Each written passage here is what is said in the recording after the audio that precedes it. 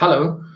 Hello and welcome to ET Auto Startup Adda show that brings to you innovators, entrepreneurs, and those who are going to be part of the transitioning mobility industry. Today we have a very interesting startup that we have brought in. The founder is quite young and dynamic. He is Mr. He is the founder of Rapido, a bike taxi company, and his name is Aravind Sanka. Aravind is an IIT Bhubaneswar graduate. He has a brief stint with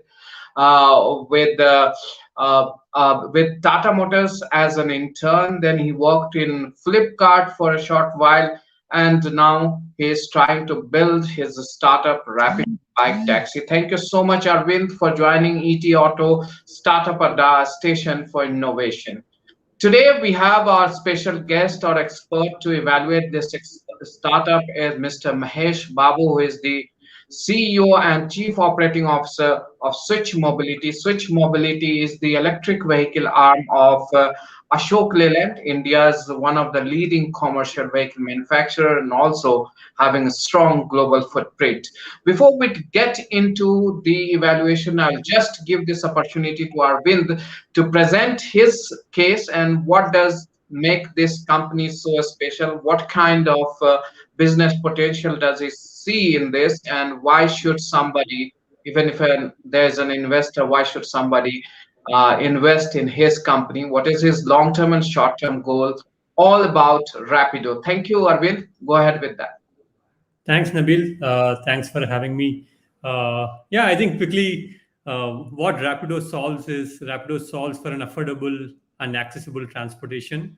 We believe India being a two-wheeler dominated market, where the number of two-wheelers that we sell every year in the course of 16 million compared to less than 3 million for a cars.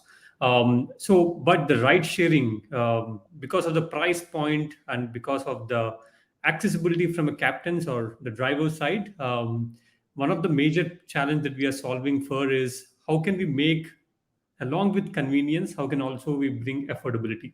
So that is what Rapido solves for. We use an existing vehicles which are already there on the road. India has more than 150 million two-wheelers on ground. We try to utilize those assets and we try to utilize the underemployed and unemployed people to come and work on our platform as our captains and make extra bucks whenever they can. So that is predominantly what we solve. And one of the biggest opportunity that we have seen is tier 2 and tier 3 city penetration. Because right now, even though ride sharing has been 10-year-old in India, the cab as a market it's been more than 10 years that it has started in India, but the penetration into smaller cities has been very, very low because of its existing accessibility of cars or the drivers on ground. So we have seen huge opportunity in tier 2, tier 3. Right now, more than 50% of our business come from smaller cities, which is beyond the top 10 metropolitan cities. And there is a huge opportunity that we have seen. And right now, we are the market leaders, bigger than the cab ride sharing companies in tier 2, tier 3 cities. So this is the opportunity that we have seen and which we double down. Right now, we are present in 100 cities throughout the country. Present in, almost every capitals of the state or the second and third largest cities and tier 2 cities in every state almost. That is more about our core business, which is bike taxi. But what Rapido also do is on-demand quick delivery. So right now, because we have our drivers and we also have the assets, which are the drivers come vehicle, we also use the same asset to deliver goods to the customers for less than 20 minutes.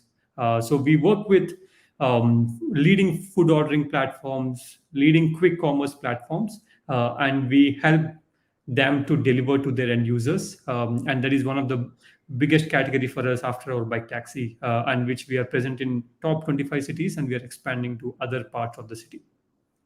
Well, very well understood, Arvind. So you have really found out a place where that was.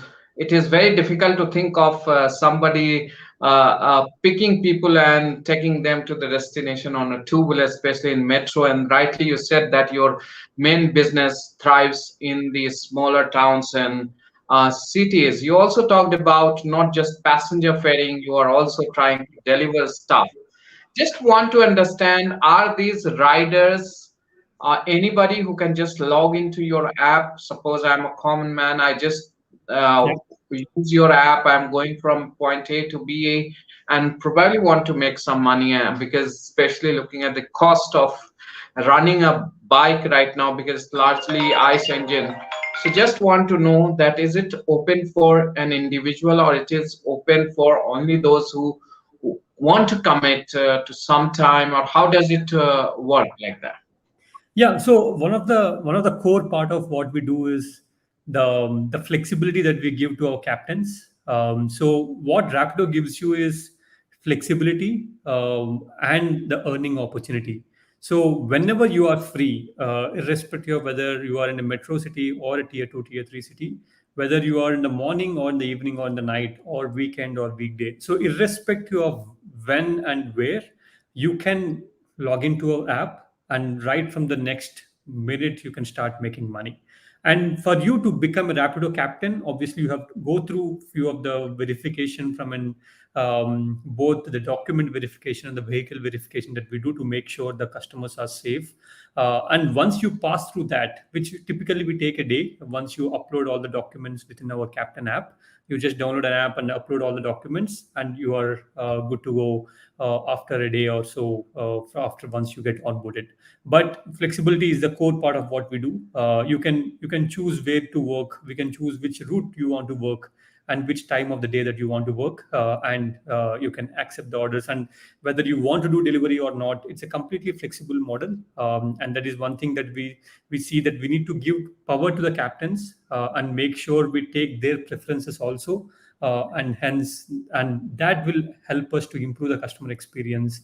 And which also, because of flexibility in nature, what we have seen is there are a lot of first time users coming to gig economy. So a lot of our captains are part timers, like students paying their college fees, or a lot of electricians, plumbers, or people who are underemployed. I believe India has a huge underemployment as a challenge, more than unemployment.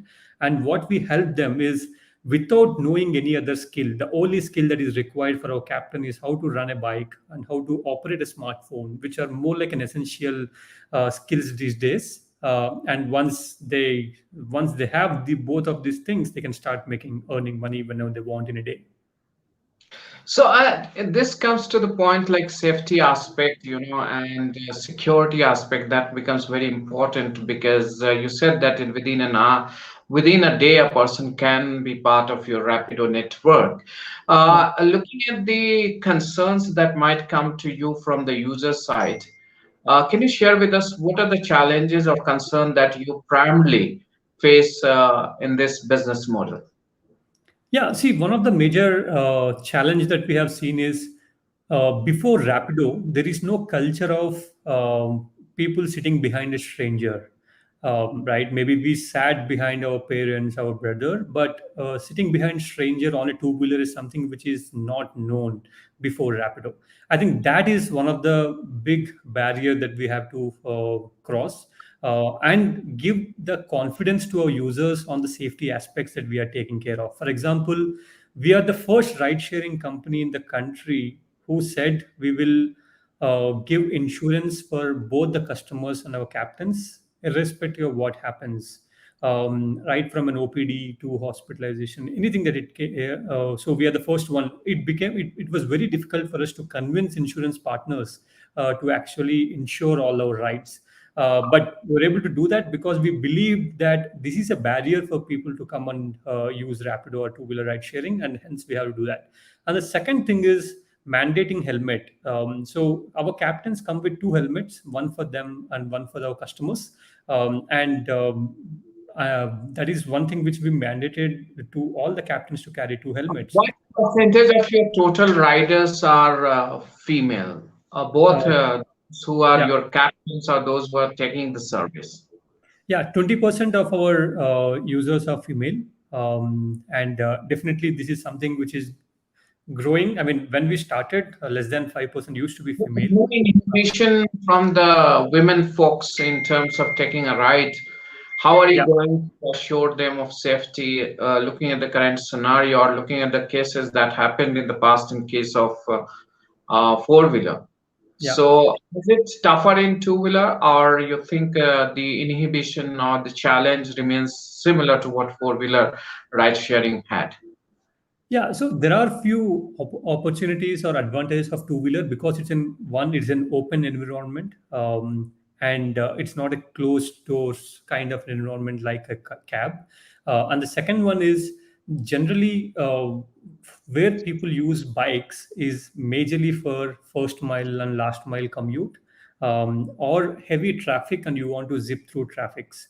So these are the two major use cases where people use any bike taxi or ride sharing on a two wheeler. So the both the advantages there is one, it's an open environment. That means you are always open to the crowd.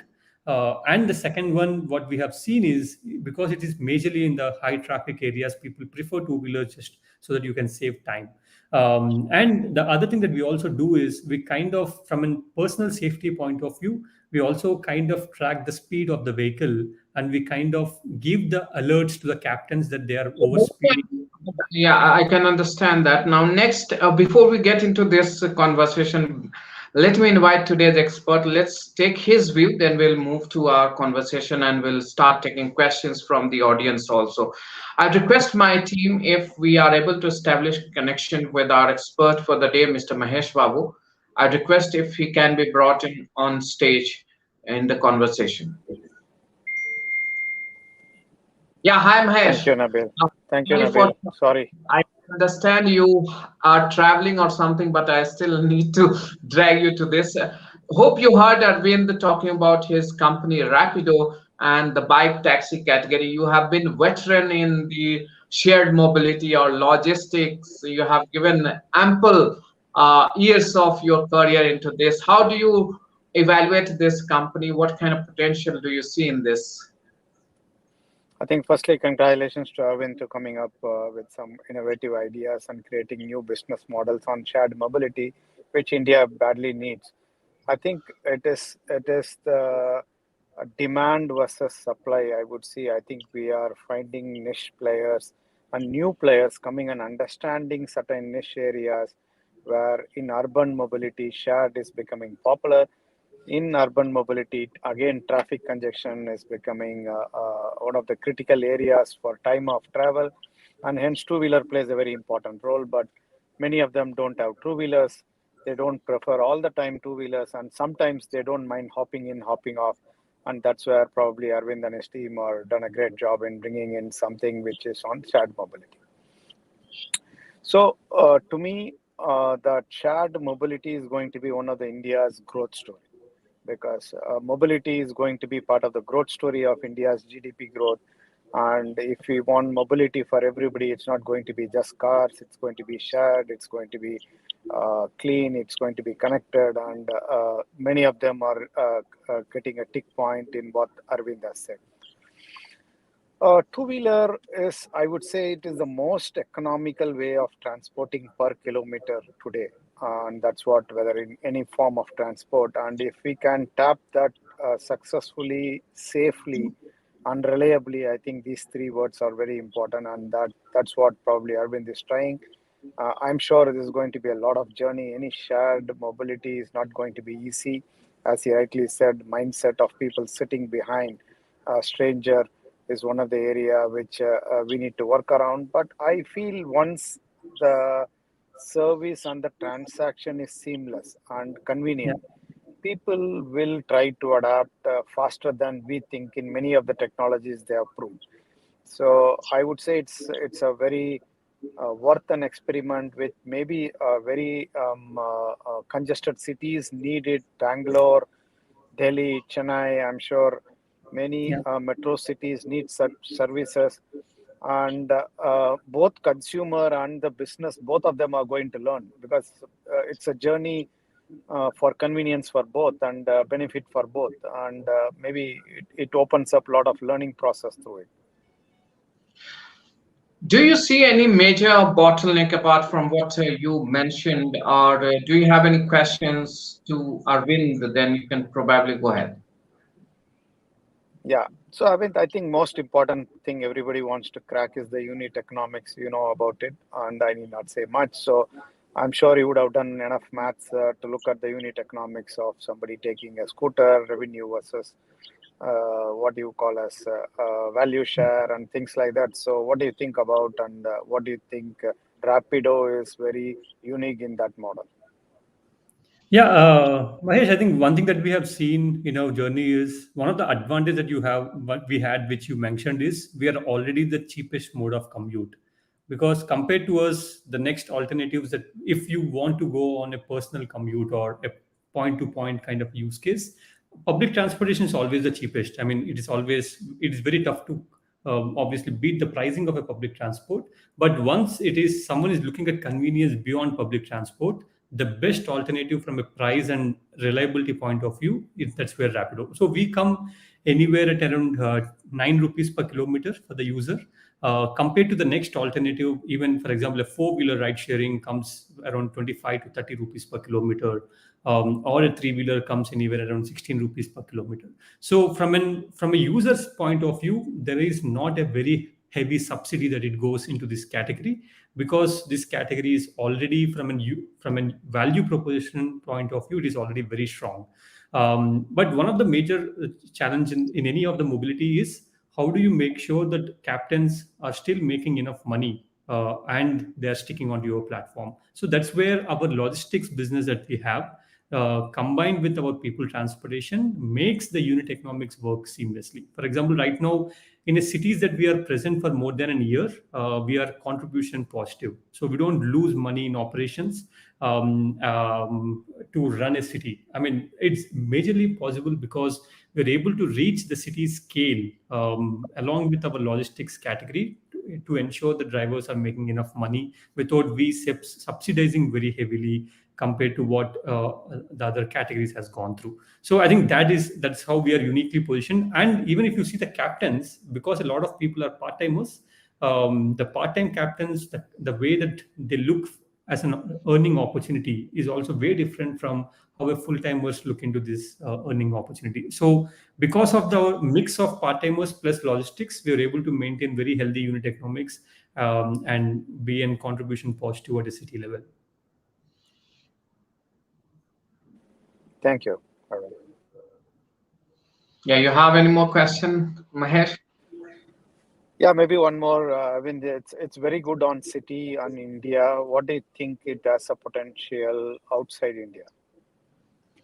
Yeah, I think definitely there are few countries where a two-wheeler is more I mean, we believe ride sharing in every country will be more suitable with the local vehicle. So if Indians' local vehicle is two-wheeler, and in the similar way, there are obviously other Southeast Asian countries and African countries where two-wheeler is the major mode of commute for the regular users. So definitely there's a huge opportunity in other Asian, Southeast Asian countries along with African markets where a two-wheeler is much more dominated.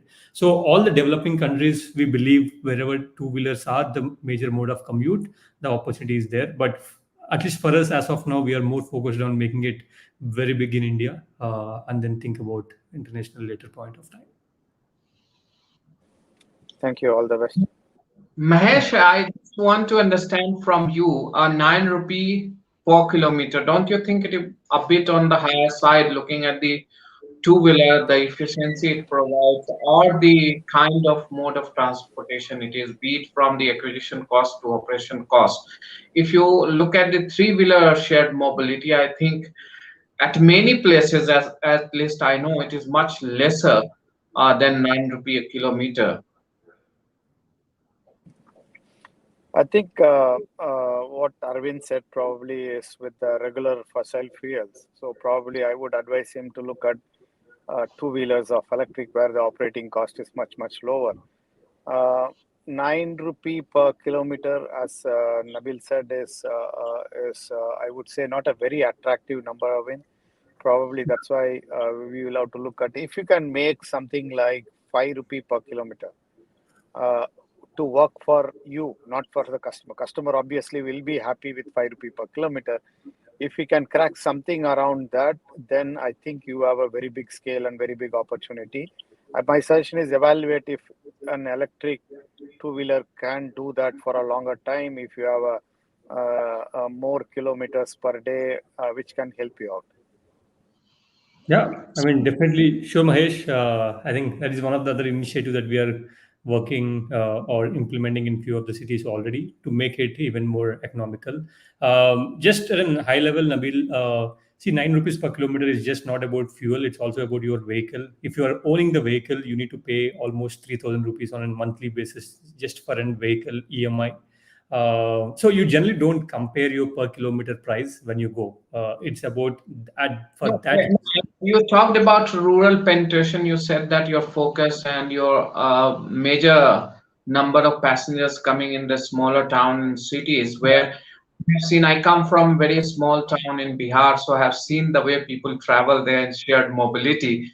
So they will pay 5-10 rupees for at least 4-5 kilometers of distance when they are traveling in a shared three-wheeler, or you can say shared tempo traveler kind of stuff. So these Mahindras and Tatas have their product that is Gramin Seva and all those kind of stuff where 3 rupees maximum, 4 rupees a kilometer distance is there.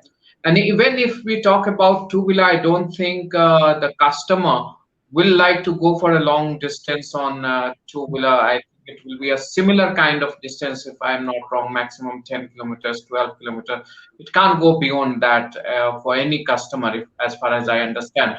Even if they are in higher number, they will be minuscule. So that's why I see that the number, as Mahesh also agreed, that needs to be worked on. Next, Mahesh, I think you are running out of time. You have to go somewhere. You're showing me by sitting in the car. So I'll just quickly ask for your evaluation of the company. How do you rate this company on a scale of 1 to 10 in terms of scalability, in terms of business viability, in terms of affordability? I think any organization, it's too early for me to rate, but I will talk about these three areas. Shared mobility is scalable, and today I think two-wheeler sharing is just at the very start cycle of evaluation. So Aravind and his team, I'm sure in Rapido, is quick learners, and they will be able to create new business models, because anything you learn very early is going to refine your business model and make it work. And I also strongly feel since it's a two-wheeler, and if you make one city successful, it's through your new app systems and others. You will be able to connect quickly with many cities and also countries, which I alluded towards it. But we'll have to, as having said that, you will have to look at the economics of scale of captain, which you are talking about, and what is their aspiration is. And India, being an aspiring youth, will have many more migrations from what they are doing today to what they want to do in the future. So while there is a huge opportunity, I believe that I think the team needs to look at the challenges like aspiring youth, unit economics, and how they can make this sustainable, reliable, long-term model for people to get in, captains to get in and get out and serve over a period of time, and things like that. But I am personally believe that shared mobility is the area which India needs more innovation, and I would put Rapido as in the center of it, with two-wheelers being what I would say the vehicle of the country, with 80% of the sale happening with two-wheelers. So it's a very worth a try, and I wish Aravind and team grand all success.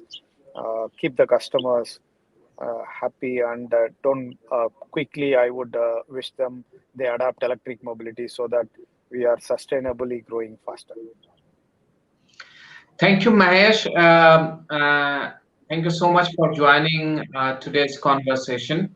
I understand you have something to catch up, so we'll excuse you this time. Thank I'll you, see you Nabil. in the show again. I'll come back to you, Arvind, and we'll take our conversation forward. Arvind, just want to understand, you started your career as a professional in Flipkart, an intern in Tata Motors, and then finally you started off your own unit. So, how did the idea come about? Why did you choose this space? Is there a story behind it? Yeah, Nabil, I think one thing that what as a founders for us, entrepreneurship is more the choice that we made. That we want to do something big and we want to create an impact. That's more the motive towards an entrepreneurship for us. It's not that we had an aha moment and we want to make that into a business. It's not like that. But the reason of why we chose transport is because it's a kind of a utility product where people have to use on a regular basis. What kind of background you come from? Yeah, Where did you get inspiration to get into entrepreneurship? You know that it's the path to entrepreneurship is full of thorns, and it's not that easy. So, at an early stage, how did you decide? What was the factors that influenced you? Who inspired you? That story, if you could share with us. yeah. So I was after my graduation at IIT, I joined Flipkart in their supply chain business finance team. So definitely one of the inspiration as to start something is definitely the environment that I have seen in startups. The first time came to a professional life, and I was fortunate to work with one of the high growth company at the time, which is Flipkart. So I have seen even the e-cart, which is Flipkart's own logistics, growing from 10 cities to almost every part of the country, right? So I have seen that firsthand. I have seen people building from scratch, and the responsibilities that everyone has taken care of. So I think that is definitely one of the factors for me to pursue entrepreneurship, and we chose an idea which can impact millions of people throughout the country, and transport being an essential need, we went into a transportation where people can use you on a regular basis. Was there a moment or time when you thought that enough is enough now? I think we should look for an alternative, or was there the most difficult time in your career at Rapido so far? Yeah, definitely there are. I think, as you said, entrepreneurship. One, you sign up for entrepreneurship knowing that those days will come. That is for sure. And we also came with very similar mindset that it's not going to be easy. And we entered into a category which is highly competitive at the time. Also, we are not in ride sharing. There are already very big companies. But what are we looking at? We realized fundamentally the problem is not solved. So one of the factor which keeps us moving even if things are not working well is looking at the impact that we are creating. If you talk to few of our captains, if you talk to few of our customers, then you realize that what are you solving for, and why are you the best guy to do. I think that is what kept us moving. But there are a lot of days where you just feel that, okay, um, what am I actually doing? It's not an easy thing. Maybe we have left a lot of comfortable jobs, but that's what we signed up for. Yeah, I think it'll take it. I mean, it's not an overnight for anyone. It takes a lot of time, to take a lot of effort, and we are also going through the same thing. The first 2 years has been super tough, but later, once the product market fit is identified, then it's only about growth. What's been your toughest challenges so far, and what is the worst you fear of? Yeah, I mean, toughest challenge at every phase of growth, the challenge is different. The initial 2 years is more about getting a product market fit, and once you got a product market fit, it's about continuing that growth momentum. So it's definitely a different things. And then once you become a bit more matured, how about the new opportunities that maybe I'm missing out something. So it's about a different things at different part of the journey of where we are. But I think constantly one thing that we always know is if our customers and captains are happy, we know we are up to something. So that is something which makes us work, which is more about how can we make our captains earn more and customers feel comfortable or convenient to our mode of commute compared to all the other alternatives that he had. For revenue share right now, what is the split of revenue share right now between you and the captains?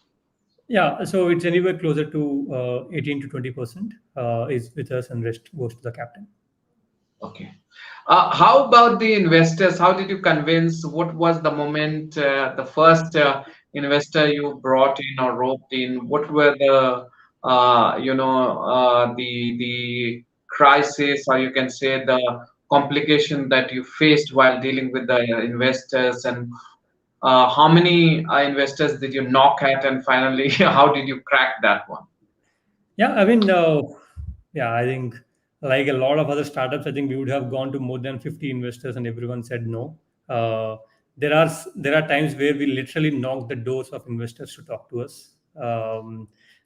So I think, and again, it's especially because it's a new concept altogether, and investors are not our target customers because so they didn't experience the product of what we exactly are going after. So it's been tough the initial days, but as I said, once we are into that growth journey, once we identify the product market fit, right now, I mean, a lot of investors kind of looked into us and also invested. So we have raised bunch of rounds in the last 4 years, and especially because of the growth and because of the market that we are going after. What is your current investor and how much of a stake you have let out to the investor? And going forward, what's your threshold that you are trying to maintain? Yeah, maybe I'll not talk exactly about the percentage shareholdings, but we have a couple of, we have a lot of different investors that we had on board. We had Westbridge Capital, who are one of the leading private equity investors. We have Nexus Venture Partners, who are again one of the very well-known Indian venture capitalists. And we have few family offices also who invested, for example, Hero Pawan Munjal's family office, and Shell Ventures, who are also into EV, and Yamaha Motors. So we have very different investors, and who came in. How much in total you have raised so far? We have raised around $125 million till now. Okay, and how much you wish to? What's your scalability plan? How much do you think you will have to raise? How much you have been able to utilize, and what's your plan next? Yeah, so we have again from an we had the entire the last round, which we have raised around $50 million. We have the entire money in the bank, so we have enough capital. But one of the thing that we are looking after is like and growing. I mean, we want to make two-wheeler the largest mode of commute in ride sharing by end of next year. We want two-wheeler to be bigger than any other category that people use on ride-sharing basis. So that is our short-term goal, and we are going after that, and we have enough capital to achieve that. Is there any? Do you wish to move to other segment also? You mentioned that in some you want to be part of the local mode of transportation. So in India, it's two-wheeler. Probably outside India, there will be market. There are some other mode of transportation that is local. So Yeah. will you be ready to diversify into that area? And what would be that? Yeah, we have definitely have taken our initial steps. So compared to two-wheeler, right now we are also present in three-wheeler in India. So we are also into auto rickshaw as a category. So I think we have already taken these initial steps, but now it's more about scaling, and EV is one other initiative where we are working on to make our captains earn more, or to pass on that benefit to the customers. So that is one other area where we will be looking at very aggressively to make it even more affordable than what we are right now. But yeah, I think growing into I mean, right now we are in 100 cities. The idea is to expand into, be present in more than 200 cities also, and also launch three-wheeler and our logistics as a category throughout the country. You are trying to solve the problem of millions people in India, probably those who are trying to commute at a low cost or affordable manner. Just want to understand, is there a problem statement for you that you want somebody or some company, some startup to solve for you? or Yeah, in the city yeah. where you are operating? What are those problem statements? Yeah, definitely there are definitely a lot of opportunities, or how can the ecosystem can be a lot stronger for us. For example, still we get more than 25% of our captains comes and says that I don't have my own bike, but I still want to make money. So help me out with that. I think that is one of the huge thing. How can we make people to own the vehicles and start coming into this category? Because if you see a couple of years back, there are no one who are working on these kind of platforms to make money. Or 5 years back, no one used to be a food delivery boy or e-commerce delivery boy. But things have changed in the last 5 years. But it has also come with a lot of players, a lot of ecosystem being favorable to them. I think there are a lot of opportunities in terms of how people get financing of their vehicles, how EV adoption can go up, or how can people start owning the vehicles a lot more, because India is the least compared to any other Western countries in terms of vehicle ownership. So that is an opportunity for players like us, but it is also a huge opportunity for people to improve the personal mobility as a use case also, which will in turn help us to get more captains to work with us. So I think within EV there are again multiple opportunities like financing EVs, charging infra for EVs, and in general getting the right vehicle for ride sharing as such. So there are multiple opportunities, and we know that we can't work on each and everything. We are here to solve for a mobility need to make it affordable and accessible to millions of people. But we definitely looking for partners whom we can work very closely to achieve our goals by working very together with the ecosystem. Arvind, one and last question. Probably I'm going back to the question that I have already asked. What was the one of the toughest point that you tried to convince, or that was most difficult to convince your investors? Yeah, I think Yourself when trying to get into this business. I think there are two things. One, convincing that people will sit behind a stranger. I think that was not easy. Right now, it looks so obvious. Instead of a car, people are sitting on a bike, but it's not that easy when this Rapido is not existent. And definitely, the second one is right now people are seeing that where mobility companies can make money. Right, because that was the perception that mobility companies lose a lot of money. But globally, all the ride sharing companies who are into mobility only, everyone makes money. So the shared mobility is a category which required a lot of capital earlier, but right now because of the technology enhancements and the mobile penetration and etc going a lot more compared to 10 years back, right now I would say that all the mobility players are making money, and yeah, and we can also make money. So I think that is one thing where because of the very high baggage that investors came up with, it was very difficult to convince people. Just want to understand of the 18-20% that you command, what are the offers you are giving to the captains or the participants or the partners? Yeah, I think it is majorly depend on the city and the initial days of a city. For example, when we are just launching a city, it goes the No, it just depends. want to understand what are the support you are providing to these captains. Do you provide the service upkeep of the vehicles also, or Yeah, how do so you? there are multiple partnerships, right from insurance from a health point of view to discounts for both fuel and discounts for the overall the maintenance of the vehicle, and also we also try to make sure even from the customer side, we also give a lot of promotions from the partners that we work closely with. But I think see we ultimately believe that if our captains are happy by earning enough, and they will definitely make sure the customers are happy by providing the great service. So Because we you take. know there has been the model in when it comes to Uber or Ola. We have seen where they go to the new market, or when they start out of, there was a huge incentive to the drivers, which dried out, and you saw the tussle happening between the drivers and the Ola and the Ubers of the world. So just wanted to understand, you are trying to safeguard that thing. How much is it going to be similar kind of drop or volatility in terms of earning of the captains? How are you trying to control that? Because that's been the biggest challenge area if you look at this shared mobility that we have seen in India so far. Yeah, see, compared to we being a late entrant in this category, we kind of know what the mistakes that we should not do, what the other people have gone through. I think we make sure that we are not going through a similar path. And keeping captain as a focus also. Earlier, we believe in especially mobility, captain should also be one of your core customer. So these are the two motives in the way that we work. We also give enough by giving flexibility and keeping captain as a focus.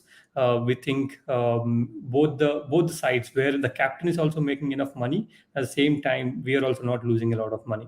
So that can come only if you have a mindset that your captains has to make enough money as a motive.